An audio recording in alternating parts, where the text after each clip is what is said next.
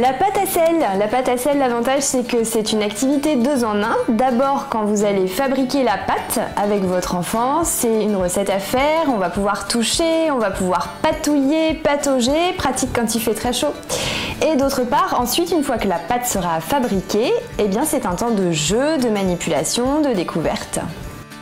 Les objectifs, donc cette activité va permettre à vos enfants de développer la motricité fine et de participer à l'éveil de leurs sens, puisque quand il va réaliser la recette, la création de la pâte à sel, il va toucher, patauger dans le sel, la farine, et ensuite quand il va jouer avec la pâte à sel, là aussi il va pouvoir faire des formes, utiliser un porte-pièce. Donc ça va être tout le contact avec la matière et les sensations qui vont être très intéressantes. C'est aussi des pré-maths, et oui, à chaque fois qu'on fait une recette, on fait des mathématiques. Et dès tout petit, en fait, la notion de quantité que l'on va verser est très intéressante. Et ensuite, au moment de la manipulation et du jeu, quand on va jouer avec la matière, qu'on va déchiqueter, qu'on va faire des petits morceaux, très intéressant au moment de l'âge de l'acquisition de la propreté, de pouvoir jouer avec de la matière et de pouvoir faire des petits bouts. Vous verrez des enfants longuement faire des petits bouts, encore des petits bouts. Et rien que ça, ils sont en train de maturer quelque chose de très intéressant dans leur cerveau. Des petits bouts, toujours des petits bouts.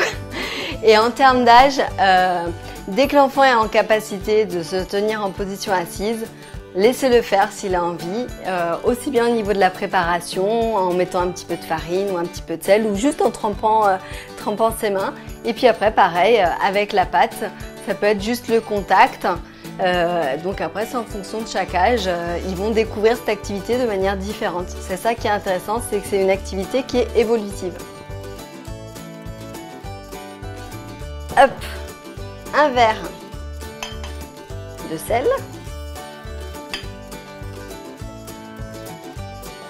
Et 2 verres de farine.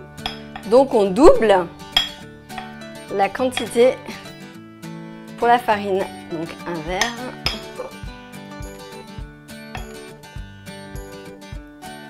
et 2 verres.